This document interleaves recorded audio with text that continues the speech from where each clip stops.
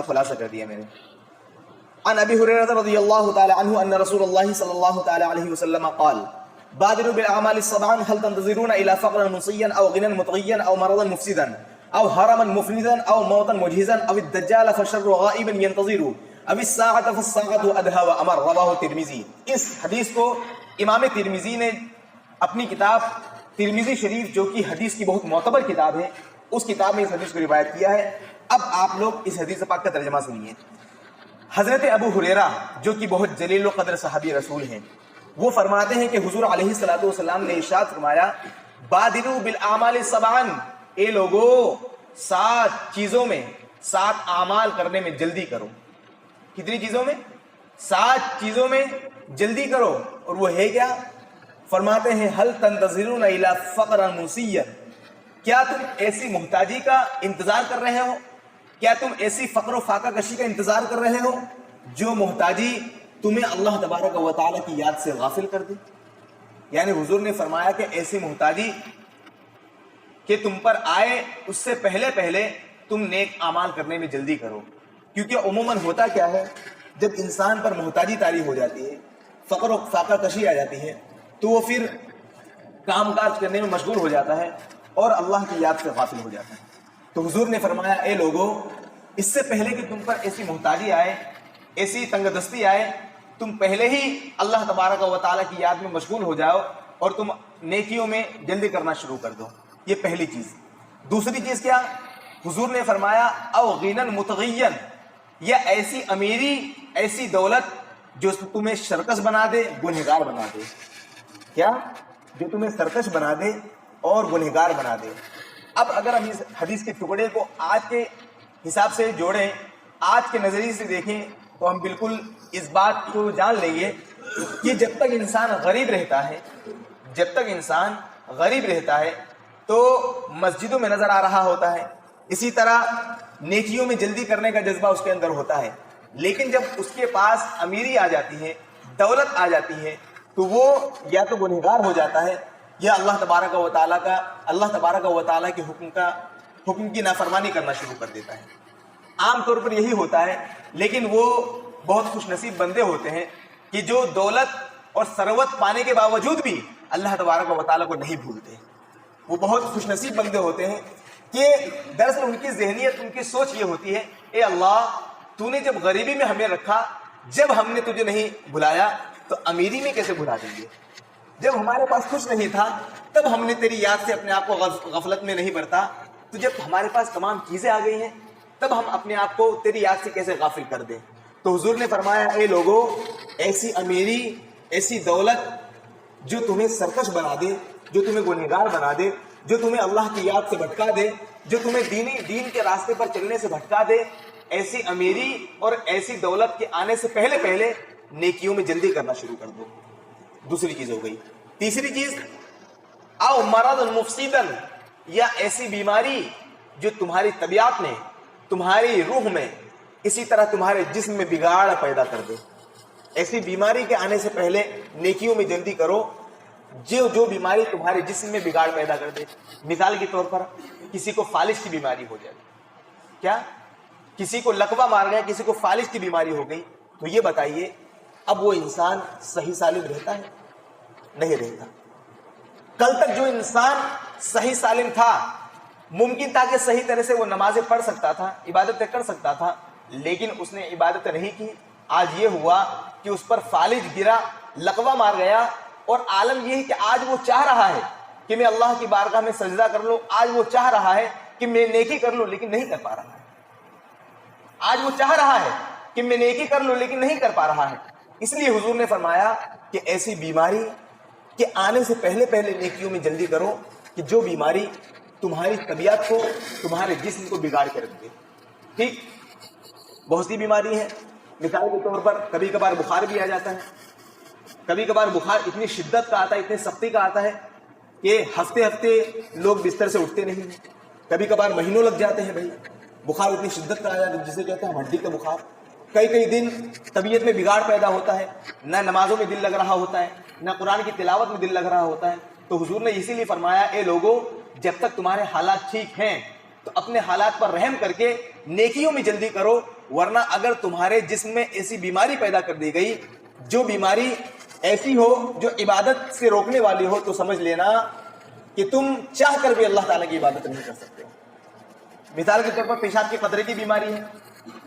اب بھی انسان بالکل ٹھیک ٹھاک ہے، پیشاب کے قطرے نہیں آ رہے ہیں، لیکن عبادت نہیں کر رہا.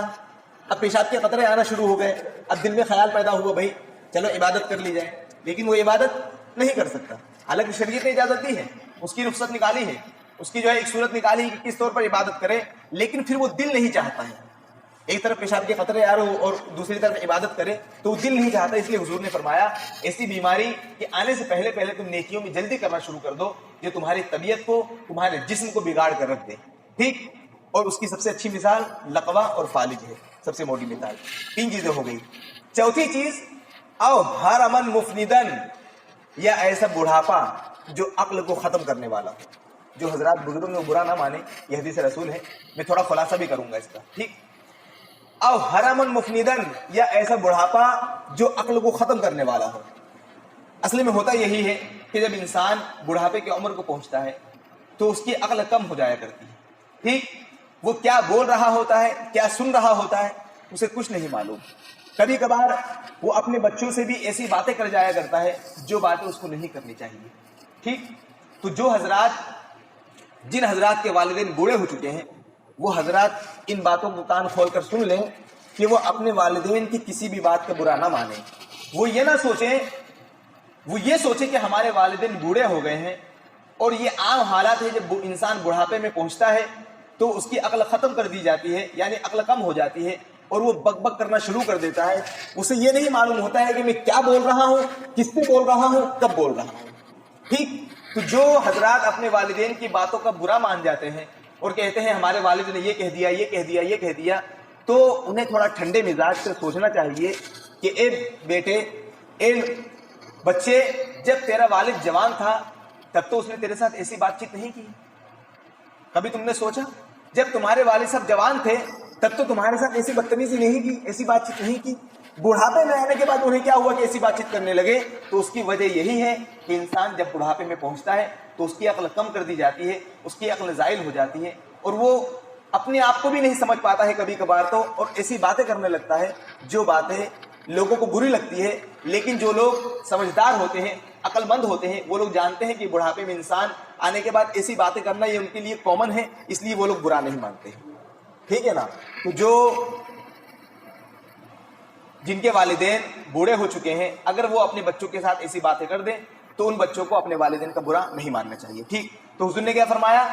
ایسے بڑھاپے کے آنے سے پہلے پہلے نیکیوں میں جلدی کرو جو تمہاری عقل کو ختم کرنے والا ہو.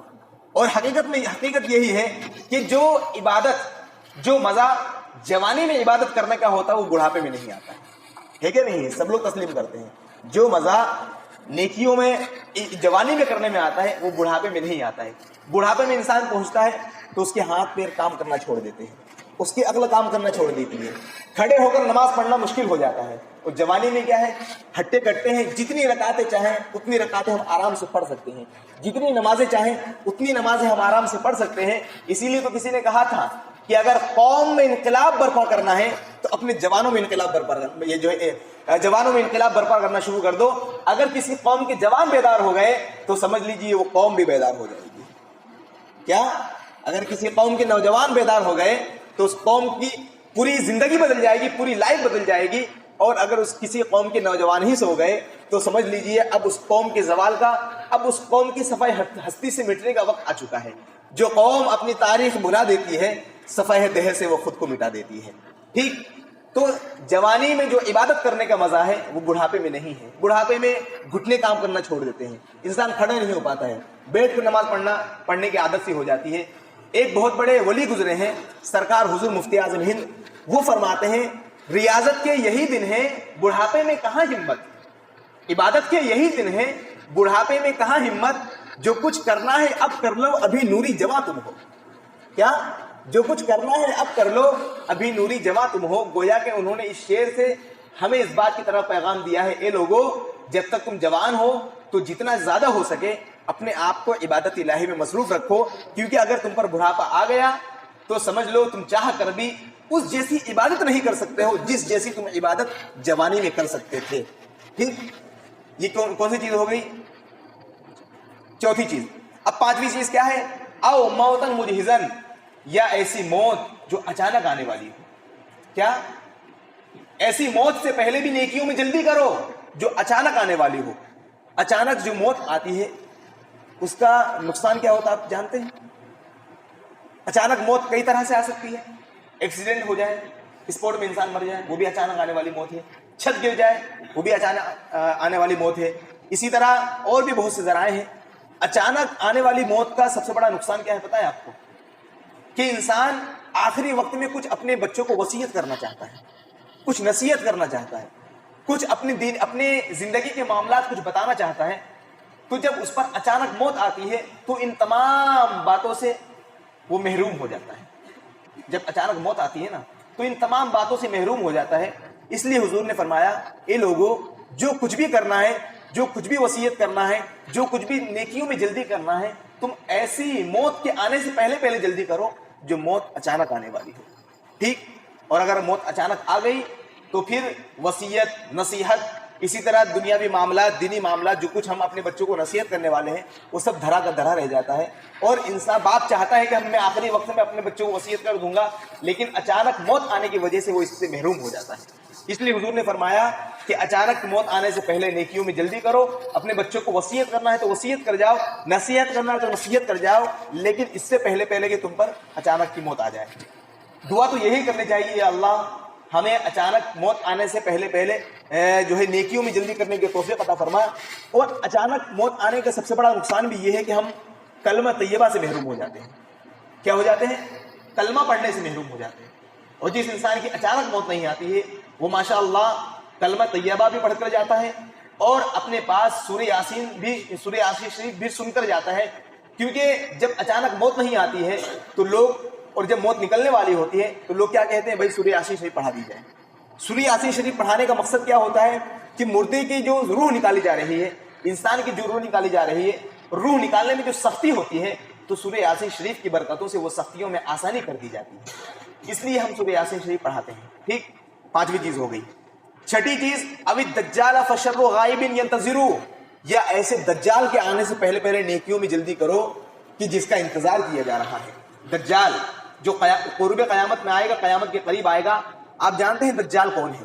دجال وہ ایسا ہے جس کی ایک ہاتھ میں جنت ہوگی اور ایک ہاتھ میں جہنم ہوگی. اس کی اپنی جنت ہوگی, اس کی اپنی جہنم ہوگی. وہ لوگوں سے کہے گا کہ تم مجھے خدا مانو. جو لوگ اس کو خدا مانیں گے اس کو وہ اپنی جنت میں بھیج دے گا, حقیقت میں وہ جہنم ہوگی.